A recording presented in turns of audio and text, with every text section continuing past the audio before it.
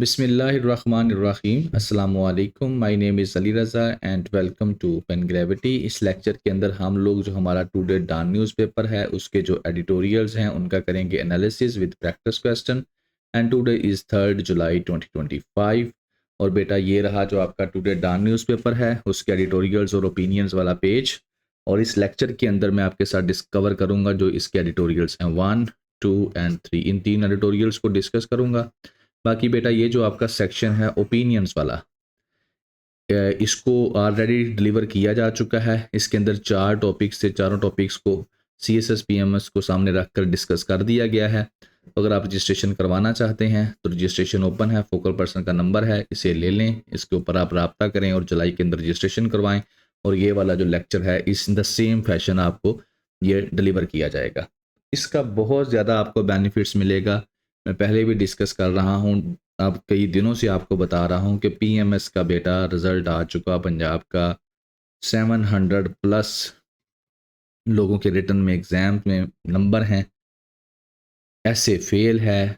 अब ये 700 प्लस जिनके मार्क्स हैं या 750 प्लस जो 750 प्लस जो होते हैं उनकी तो एलोकेशन जो होती है 99.9% चांसेस होते हैं कि 750 प्लस वालों की हो जाती है। लेकिन जब इस तरह से आप ऐसे में फ़ेल होते हैं तो फिर आप ज़ीरो पे आ जाते हैं। और ऐसे में फ़ेल होने की एक ही रीज़न है, सबसे बड़ी रीज़न, राइटिंग प्रैक्टिस नहीं आप लोग करते। तो उसको ज़रूर ज्वाइन करें राइटिंग प्रैक्टिस को, ठीक है। और ये ओपिनियंस आपके आइडियाज़ को मैच्योर करेंगे, ठीक है। उसके लिए आप 2024 के मौजूद हैं, 2025 के मौजूद हैं, सबको सुने आप। इन सारे पूरे एक एक साल के जो ओपिनियंस हैं एक महीने के अंदर जो है 15-20 दिन के अंदर सुन सकते हैं। लेकिन उनको सुनने के बाद आपको पता चलेगा कि हो क्या रहा है। ये जो आप नोट्स वगैरह पढ़ते हैं ना, यहाँ से ऐसे पास करना बहुत मुश्किल हो जाएगा, वो पास नहीं करता, ठीक है। बाकी बेटा लेक्चर का PDF मौजूद है, चैप्टराइजेशन भी कर दी गई है। तो अब हम आपके शुरू करते हैं जो आपके एडिटोरियल्स हैं। फर्स्ट वन आपका जो है यूनाइटेड नेशन पैरालाइसिस। अब सारे का सारा ओपिनियन यूनाइटेड नेशंस ऑर्गेनाइजेशन के बारे में लिखा है। इसके अंदर उसने बेटा इसका क्रिटिकल एनालिसिस किया है। जैसे मैं अक्सर बोलता हूँ ना, आपकी क्रिटिकल एनालिसिस की अप्रोच डेवलप होगी, तो ये क्रिटिकल एनालिसिस किया गया इसके अंदर यूएनओ। राइटर ने लिखा क्या है? राइटर ने ये कहा है कि ये जो यूएनओ बनाई थी ना, जिस मकसद के लिए बनाई थी ना, ये ख़त्म हो चुकी है, इसका फ्लॉप हो चुकी है। पैरालाइसिस आपको पता ना, किसी को पैरालाइसिस हो जाना, मजूर हो जाना, ठीक है, ख़त्म हो जाना, ये चीज़ है। अब लिखता किस तरह से है इसके अंदर राइटर बेटा कवर करता है, कहता है कि यूएनओ को बनाया गया था ताकि दुनिया के अंदर पीस हो सके, लेकिन यूनाइटेड नेशन सिक्योरिटी काउंसिल के अंदर हमेशा वीटो को पावर को इस्तेमाल करता है USA। और जैसे गज़ा की जंग थी, यूक्रेन रशिया जंग थी, इंडिया पाकिस्तान जंग थी, इसराइल ईरान वार थी, किसी को भी ये नहीं रोक सका यूएनओ। तो ये इन सारे एरियाज की जिम्मेदारी किसकी बनती थी? यूएनओ की, लेकिन वो फेल रहा। अब क्यों फेल हो रहा है, इसकी रीजंस क्या हैं? बड़ा क्वेश्चन तो ये है। तो इसकी रीजंस को देखने के लिए दो चीज़ें देखनी पड़ेगी। एक तो ये कि इसको बनाया क्यों गया, दूसरा ये कि ये जो जिस मकसद के लिए बनाया गया था उस मकसद के रास्ते में रुकावट कौन बन रहा है। तो फिर आपको पता चलेगा ये फेल क्यों हो रहा है। तो पहले इसको बनाया क्यों गया? बेटा जब वर्ल्ड वार 2 होती है ना, ठीक है ना, तो इसको वर्ल्ड वार 2 के बाद इसको बनाया जाता है, ठीक है। और इसका जो मेन मकसद था वो ये था कि दुनिया के अंदर पीस लाया जा सके। क्योंकि वर्ल्ड वार 2 जब हुई उससे पहले लीग ऑफ नेशंस थी, तो लीग ऑफ नेशंस फेल हो गई, वर्ल्ड वार 2 को ना रोक सकी, दुनिया के अंदर अच्छी खासी तबाही हो गई। उसके बाद यूएनओ को बनाया गया ताकि इस तरह की दोबारा इतने बड़े लेवल के ऊपर जंग ना हो, इंसानों की जो है ना जाने ज़ाया ना हो। एक रीज़न तो ये थी। दूसरा जो है क्राइम हो रहा था, नाजी गवर्नमेंट ने, आपको पता है नाजी ने जो हिटलर था उसने क्या क्या क्राइम्स किए, इस तरह के क्राइम्स ना हो ह्यूमन राइट्स को प्रोटेक्ट किया जा सके, इसलिए यूएनओ को बनाया गया। फिर वर्ल्ड के अंदर इकोनॉमिक क्राइसिस 1930 के अंदर आते हैं, तो लोगों मुल्कों की इकोनॉमिक एंड सोशल डेवलपमेंट हो सके, इसलिए यूएनओ को बनाया गया। ये कुछ मकासद थे। अब यूएनओ को जब इन मकासद के लिए बनाया गया है तो यूएनओ को चाहिए फिर इन मकासद को पूरा करे, लेकिन वो नहीं कर पा रही। ह्यूमन राइट्स की वायलेशन हिटलर ने की, तो अब इसराइल जो है वो गज़ा के अंदर क्या कर रहा है? यही तो कर रहा है। रशिया जो है उसने यूक्रेन के ऊपर अटैक कर दिया, वहाँ पे भी ह्यूमन राइट्स की वायलेशन हो रही हैं। पाकिस्तान के ऊपर इंडिया ने अटैक कर दिया। ईरान के ऊपर इसराइल ने पहले अटैक किया, उसके बाद यूएसए ने कर दिया। अब ये जितने भी अटैक करने वाले हैं ये अपने आप को अबव द लॉ समझते हैं। इनकी लॉबी जो है दुनिया के अंदर जो अमीर मुल्क हैं, रिच मुल्क हैं, पावरफुल मुल्क हैं, चौधरी मुल्क हैं, तो ये दूसरे जो छोटे मुल्क हैं उनके ऊपर अटैक कर देते हैं। अब इन अटैक को रोकना जो है वो यूएनओ का काम है। अब यूएनओ इन अटैक को कैसे रोक सकती है? तो यूएनओ इन अटैक को इस तरह से रोक सकती है कि यूएनओ के अंदर जो है, जैसे कि अगर मैं इसका आपको स्ट्रक्चर दिखाऊं तो इसके कुछ ऑर्गन्स हैं, ठीक है। इसके पहले 6 ऑर्गन्स थे। अब आपने कमेंट सेक्शन में बताना है कि कौन सा ऑर्गन है जो डॉक्यूमेंट्स के ऊपर तो खत्म हो चुका है, इसका 5 ऑर्गन्स रह गए हैं, लेकिन अभी क्योंकि किसी किस्म की अमेंडमेंट्स इसके जो है यूनाइटेड नेशंस का जो चार्टर है उसके अंदर नहीं की गई, इसलिए वो ख़त्म नहीं हुआ, मौजूद है, पेपर्स के ऊपर खत्म मौजूद है, प्रैक्टिकली ख़त्म हो चुका है। टोटल इसके 6 ऑर्गन्स थे। द सेक्रेटेरिएट, इधर से शुरू कर दिया, जनरल असेंबली है, उसके बाद जो है सिक्योरिटी काउंसिल है आपका, उसके बाद आपको सोशो इकोनॉमिक काउंसिल है, ठीक है, ट्रस्टशिप काउंसिल है, इंटरनेशनल कोर्ट ऑफ जस्टिस है, द सेक्रेटेरिएट है। अब इन 6 में से एक आपने कमेंट सेक्शन में बताना है कि कौन से वाला है जो पेपर्स पर मौजूद है लेकिन रियलिटी में ख़त्म हो चुका है। तो ये है यूएनओ, ठीक है। मैं अभी बताता हूँ कि यहाँ पर कौन है जो रोक सकता है इस तरह की जंगों को, वो भी एक्सप्लेन करता हूँ। बाकी ये बेटा एजेंसीज हैं इसकी मुख्तलिफ किस्म की जो आप पढ़ते हैं, world health organization, food and agriculture organization, international labour organization, international monitoring fund, IBRD जो है, ये जो आपका वर्ल्ड बैंक है, वर्ल्ड डेवलपमेंट बैंक है उसका नाम है, united nation education scientific cultural organization है। तो इस तरह के मुख्तलिफ और भी बहुत लंबी एक लिस्ट है ऑर्गेनाइजेशंस की, इनकी एजेंसीज की जो दुनिया के अंदर काम कर रही हैं under the supervision of UNO, ठीक है। अच्छा, मैं वापस अपने पॉइंट पर आता हूं कि आखिर यूएनओ को बनाया गया था कि ये रोक सके ह्यूमन राइट्स की वायलेशंस को, जंगों को। तो ये कैसे रोकती है? इसके अंदर बेटा ये वाला जो ऑर्गन है ना सिक्योरिटी काउंसिल का, ये सबसे ज़्यादा मजबूत ऑर्गन है इसका, ठीक है, सबसे ज़्यादा मजबूत ऑर्गन है। जनरल असेंबली के अंदर हर मुल्क इसका मेंबर है, लेकिन पावर्स इसके पास हैं। इसके अंदर अब इसका जो स्ट्रक्चर है, इसके टोटल 15 मेंबर्स हैं, जिनमें से 5 परमानेंट हैं और 10 जो हैं नॉन परमानेंट हैं। अब यहाँ पर सारा मसला होता है। अब यहाँ पर मैं एक एग्जांपल देता हूँ, फॉर एग्जांपल गज़ा की। गज़ा के अंदर जंग लगती है, गज़ा के ऊपर जंग अंदर क्या लगती है, जगह के ऊपर, गज़ा के ऊपर अटैक करता है इसराइल। तो एक रेजोल्यूशन पेश किया जाता है यूनाइटेड नेशन सिक्योरिटी काउंसिल के अंदर कि गज़ा के अंदर जो अटैक किया है इसराइल ने उसको रोका जाए, इसराइल को रोका जाए। अब क्या होता है कि जब ये रेजोल्यूशन पेश किया जाता है तो जो 5 परमानेंट हैं, 10 नॉन परमानेंट हैं, सारे इस हक में वोट डालते हैं except one of the permanent member and that is USA. USA जो है उसको वीटो कर देता है कि नहीं जी, आप, हम जंग नहीं रोकेंगे। जब यूएसओ वीटो कर देता है यूएसए, तो वो जो रेजोल्यूशन है वो बेकार हो जाता है। यूनाइटेड नेशन सिक्योरिटी काउंसिल किसी किस्म का कोई एक्शन नहीं ले पाती। लेकिन अगर ये सारे बंदे, सारे मेंबर्स कहते हैं कि हाँ रोकना है, तो यूनाइटेड नेशन सिक्योरिटी काउंसिल फिर क्या करती, एक रेजोल्यूशन पास करती और उसके बाद जो है इसराइल को प्रेशराइज करती कि अब तुम ये जंग रोको।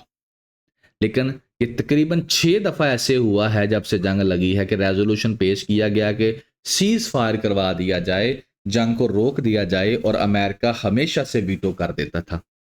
इसका सिंपल वर्ड का मतलब ये है कि ऐसा मुल्क जिसके पास वीटो पावर है, एक तरफ वो हो जाए और दूसरी तरफ पूरी की पूरी दुनिया हो जाए, ठीक है, पूरी दुनिया कहे कि ये काम करना है और एक मुल्क जिसके पास वीटो पावर है वो कहे नहीं करना, तो यूनाइटेड नेशंस वो काम जो है नहीं करेगी। तो दैट इज द पॉइंट कि जहां पर यूनाइटेड नेशंस फेलियर का सामना कर रही है।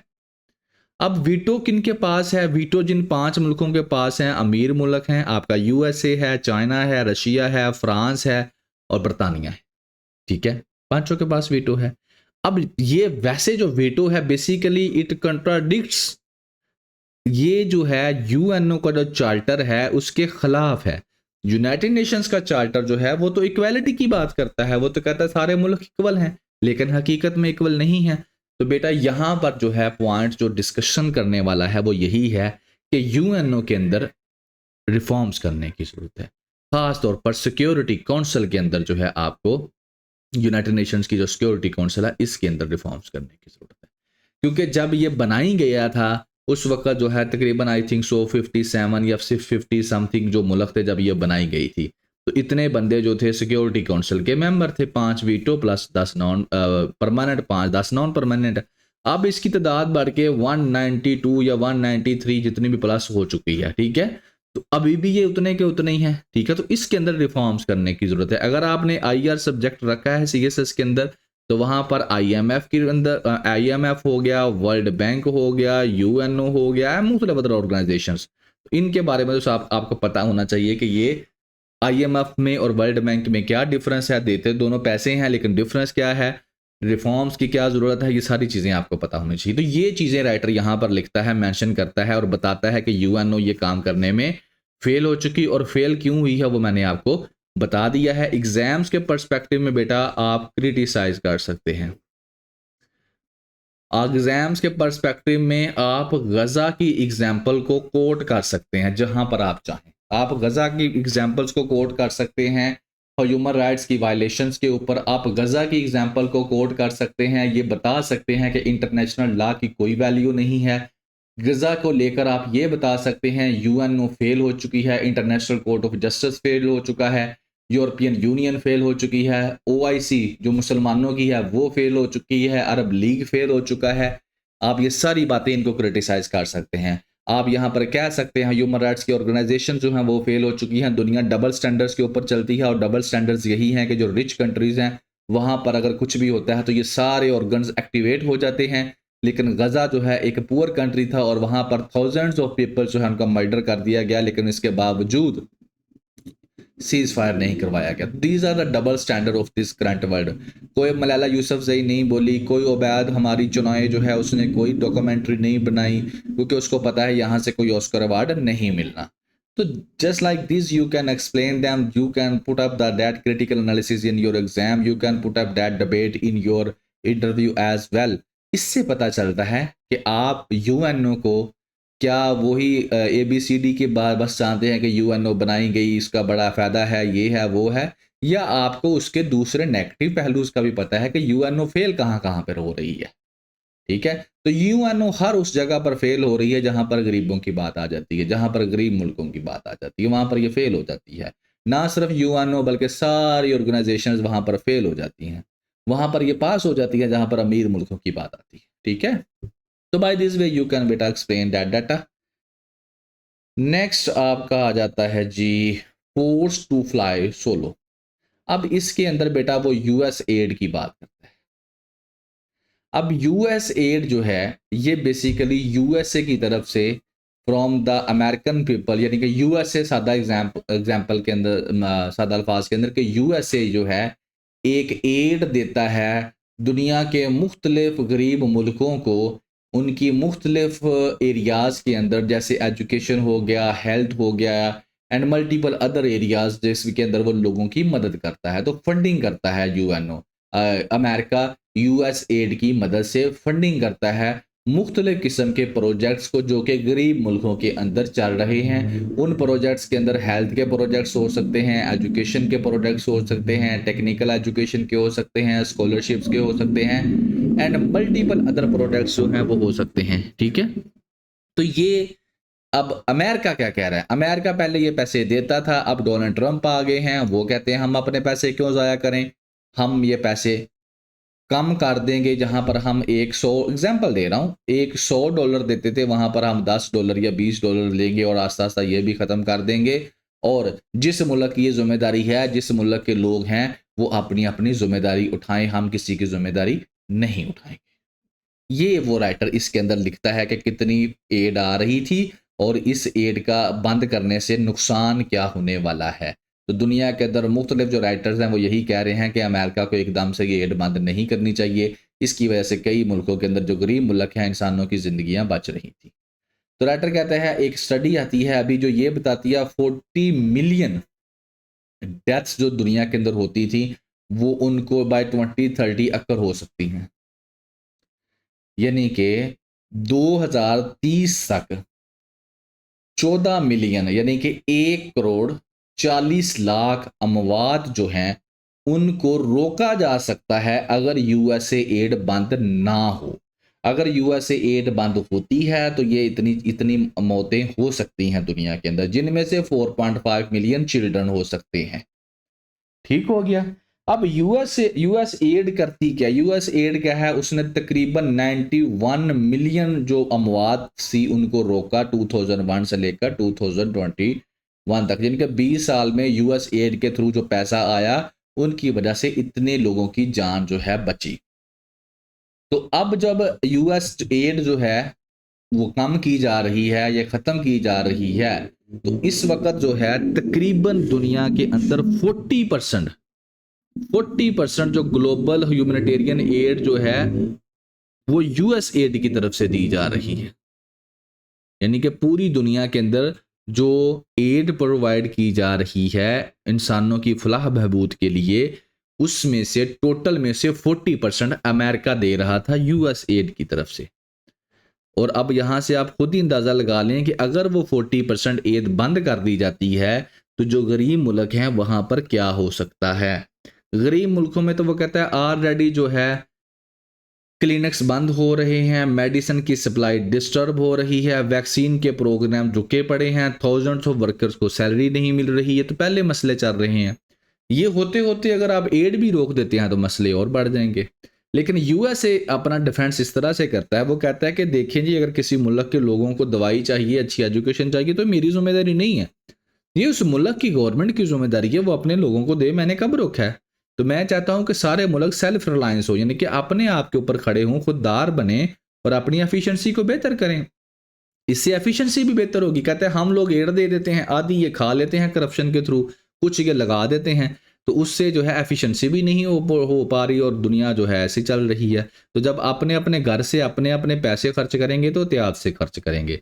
लेकिन राइटर कहता है कि बहुत सारे मुल्क जैसे साउथ सूडान है, बांग्लादेश है, ऐसे जो इस तरह के मुल्क हैं वो बहुत ज़्यादा हिट होंगे इससे, क्योंकि वहाँ पर तो पहले ही बेसिक हेल्थ फैसिलिटीज़ नहीं मिल रही। यूक्रेन के अंदर जंग लगी हुई है, वहाँ पर अगर आप ये वाली एड नहीं देते इस तरह की, तो वहाँ पर लोगों के लिए शेल्टर, फूड, मेडिसिन रिलीफ और इस तरह की चीज़ें पहुँचाना काफ़ी मुश्किल हो जाएगा। फिर यूएसए को देखा देखी जो दूसरे मुल्क एड दे रहे थे उन्होंने भी अपनी एड कम करना शुरू कर दी है। जैसे कि वेस्टर्न डोनर्स मुख्तलिफ हैं, यूके ने 40% कम कर दिया, फ्रांस ने 37%, नेदरलैंड ने 30%, बेल्जियम ने 25%। ओवरऑल जो डेवलपमेंट असिस्टेंट है 9% टू 17% कम हो जाएगी। ठीक है, तो अगर वो कहता है कि इस तरह से होगा तो फिर ये जो पिछले कई सदियों के अंदर जो मेहनत करके चीज़ों को बेहतर किया है वो सारी की सारी ख़राब होना शुरू हो जाएंगी, बच्चों की डेथ होना शुरू हो जाएगी, मैटरनल यानी कि औरतों की जो हेल्थ है वो डिस्टर्ब हो जाएगी, फूड सिक्योरिटी के मसले पैदा हो जाएंगे। तो अब यहाँ पर राइटर फाइनली ये कहता है कि वो वाले मुल्क जो अमीर हैं, हाई इनकम कंट्रीज़ हैं, उनको चाहिए कि इनकी एड बंद करने से जो गैप पैदा हो रहा है उसको फुलफिल करें, वो आगे बढ़ें और इस गैप को पूरा करें, ताकि जो दुनिया के अंदर गरीब मुल्क हैं वो भी चैन की नींद सो सकें। ये चीज़ें बेटा कहता है। अब यहाँ पर एक क्वेश्चन आता है कि यार ये क्या मसला क्या है, ये 40% पैसे ये हमें दे रहे हैं गरीब मुल्कों को, और मुल्क के हम जो गरीब मुल्क क्यों गरीब मुल्क हैं। क्वेश्चन इतना सीधा और इतना छोटा नहीं है। तो इसमें बेटा मैं बहुत ज़्यादा नहीं, छोटी सी एग्जांपल दे देता हूँ कि गरीब मुल्क होने में, अगर कोई मुल्क गरीब है तो उसके अंदर इन्हीं का हाथ है जो आपको अब एड दे रहे हैं। पहले तो इन्होंने देखें, पहले था क्या था, पहले इंपीरियलिज्म था, ठीक है ना, कॉलोनियलिज्म था। कॉलोनियलिज्म में ये होता था कि एक मुल्क के ऊपर अटैक किया जाता था किसी एरिया के ऊपर, और वहाँ के लोगों को अपने कंट्रोल में रखा जाता था, और वहाँ पर अपने अफसर तैनात किए जाते थे, अपनी मर्जी के बंदे लगाए जाते थे। जैसे ईस्ट इंडिया कंपनी जो है, ब्रिटिश आए और उन्होंने अपनी कॉलोनियां बनाई दुनिया के अंदर, और वहाँ के रिसोर्सेज को वो फिर क्या करते थे, इस्तेमाल करते थे। तो कॉलोनियलिज्म खत्म हो गया, उसके बाद इंपीरियलिज्म आ गया। इंपीरियलिज्म में आपको किसी मुल्क के ऊपर अटैक करने की जरूरत नहीं है, आप उस मुल्क को इकोनॉमिकली इतना डिपेंडेंट कर लें अपने ऊपर कि आपकी हर बात वो माने। जब आपकी वो हर बात मानेगा तो आप उसका जो सोना है वो भी मट्टी मट्टी के रेट पे आप ले जाते हैं। तो ये ऐसे ही कर रहा है। ये इम्पीरियलिज्म के अंदर जितने अमीर मुल्क हैं ये कैपिटलिज्म का इस्तेमाल करते हुए ऐसे कर रहे हैं। इसकी ज़िंदा एग्जांपल्स आपके सामने हैं कि जितने भी मुल्क जिन्होंने इनके आगे जो है घुटने नहीं टेके, इनकी बात नहीं मानी, वहाँ पर ये क्या करते हैं, जंग शुरू कर देते हैं, वहाँ की गवर्नमेंट को बदल देते हैं, वहाँ के लोगों को तरक्की नहीं करने देते। पाकिस्तान की अगर मैं एग्जांपल दूँ आपको, तो पाकिस्तान में क्या हो रहा है अभी? पाकिस्तान में डोनाल्ड ट्रंप साहब आया तो अभी आप अपने रिसोर्सेज़ जो हैं, जो आपके क्रिटिकल मिनरल्स हैं, पाकिस्तान पीछे-पीछे है कि मेरे साथ अमेरिका की कंपनियों के साथ मैं क्या कर लूँ, जनाब अली किसी तरह से कॉन्ट्रैक्ट्स मेरे हो जाएँ। अब वो क्रिटिकल मिनरल्स ये मिट्टी के भाव आपसे ले जाएँगे और उसके बाद इन्हीं से वो फिनिश प्रोडक्ट्स बना के बाद में सोने के रेट पे आपको बेचेंगे। एक चीज़ ये है। दूसरा, इन्होंने जब इम्पीरियलिज़्म आया है, तो जब इन्होंने यूएनओ बनाई है, फिर इन्होंने ऐसे इकोनॉमी के अदारे बनाए हैं जैसे आईएमएफ है, वर्ल्ड बैंक है। वो ऐसा चक्कर देते हैं आपको कि आपके ही पैसे आपसे ले जाते हैं।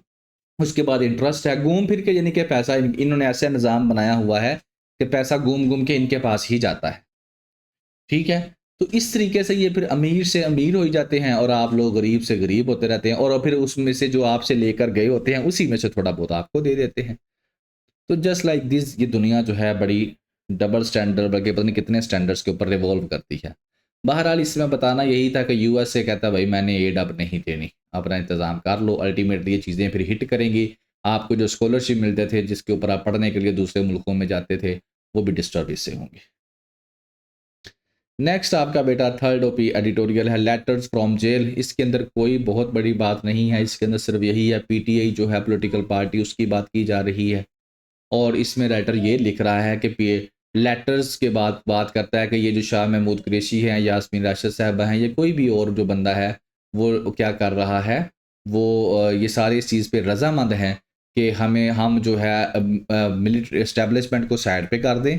हम लोग जो है किसी भी जो हमारी पॉलिटिकल पार्टीज़ हैं उनके साथ डायलॉग करने को तैयार हैं और हम जो है कोई रास्ता निकालने को तैयार हैं जिससे क्या हो सके, मुल्क के अंदर पॉलिटिकल स्टेबिलिटी आ सके। बस अब इस तरह की जो लेटर्स आ रहे हैं इन लोगों की तरफ से, उनकी क्रेडिबिलिटी के ऊपर जो है राइटर क्वेश्चन करता है कि इस चीज़ का क्या क्रेडिबिलिटी है कि वाक़ई ही ये जो आ रहे हैं लेटर्स ये सही हैं या गलत हैं। जस्ट लाइक दिस एक लोकल सी बात है जिसके ऊपर उसने एडिटोरियल लिखा है। बाकी बेटा यही था। ओपिनियंस के लिए आप रजिस्ट्रेशन करवा सकते हैं, ठीक है? ये फोकल पर्सन का नंबर है। एंड वन मोर थिंग, हमारे साथ हर हर रोज़ नए स्टूडेंट्स जो हैं वो अटैच होते हैं। तो मैं सिर्फ इतना बात करना चाहूँगा कि मेरी कोशिश होती है, वैसे मैं जो भी पाकिस्तान के पॉलिटिकल मामलात हैं ना उन पे कम ही बात करूँ। तो बिकॉज़ आई नो कि पाकिस्तानी अवाम थोड़ी जो है ना वो जोशीली ज़्यादा है। ख़ास तौर पर जो नए बच्चे आते हैं, तो बस मैं इतना कहूँगा कि बेटा जितनी आपकी एज है ना उतना मेरा रीडिंग का एक्सपीरियंस है। तो जस्ट लाइक कंसीडर करें एज़ ए टीचर हमको, मैं यहाँ पर किसी भी पॉलिटिकल पार्टी की कोई भी जो चीज़ें हैं उसकी फ़ेवर की बात नहीं करता। मैं जस्ट लाइक एक समझ लें कि इस तरह वो बातें बताता हूँ आपको जो डॉन न्यूज़पेपर के राइटर्स ने लिखी हैं। यहाँ पर नहीं लिखी होंगी, किसी और ओपिनियन के अंदर लिखी होंगी। आप यही समझ लिया करें कि ये जो बातें हैं ये सर का ओपिनियन नहीं है, ये इनका ओपिनियन है और इनका ओपिनियन गलत भी हो सकता है। अगर आपके पास इससे बेस्ट रीडिंग है, इससे बेस्ट नॉलेज है, आप पाकिस्तान की हिस्ट्री को अच्छा समझते हैं, तो you can reject that arguments, कि आप कह सकते हैं कि नहीं मेरे पास इससे अच्छे आर्गूमेंट्स हैं। लेकिन उन आर्गूमेंट्स को कमेंट सेक्शन के अंदर एक तहजीब के दायरे के अंदर जो है बयान करना चाहिए, ना कि एक वो जो एक थर्ड क्लास लैंग्वेज होती है आप वो लिखें। थर्ड क्लास लैंग्वेज लिखने से मुराद फिर आप यही पता चलता है कि आप भी थर्ड क्लास हैं। आपके जो कमेंट्स हैं, आपके जो सेंटेंसेस हैं, वो आपकी पर्सनैलिटी है, ठीक है? वो आपके अल्फाज ही आपकी पर्सनैलिटी होते हैं। बाकी हम सारे के सारे इंसान अल्लाह ताला ने एक जैसे ही बनाए हैं। बॉडी स्ट्रक्चर हमारा सेम ही है, 19-20 का डिफरेंस होता है, ठीक है? तो पहले तो स्टूडेंट बने, लर्नर बने, उसके बाद अगर आपके पास अच्छा मौक़िफ़ है, बेहतर चीज़ दलील है, आर्गूमेंट है, आप जो है अपना आर्गूमेंट को एक अच्छे अंदाज़ में बयान करें। यही चीज़ें इंटरव्यू के अंदर आपको हेल्प करेंगी कि आप अपने आर्गूमेंट को किस तरह बयान करेंगे। क्या आप ओवर एक्साइटेड तो नहीं हो जाते कि अपनी चीज़ को लेकर, ठीक है? और बाकी एक चीज़ ज़हन में रखिएगा कि इंसान सारी ज़िंदगी सीखता है, सीखने वाला हो सही, ठीक है। तो बाकी बेटा ये फोकल पर्सन का नंबर है, आप लोग रब्ता कर सकते हैं। और बाकी इंशाल्लाह अगर ज़िंदगी रही तो नेक्स्ट लेक्चर में फिर हाज़िर होंगे, तब तक दुआ में याद रखिएगा। अल्लाह हाफ़िज़।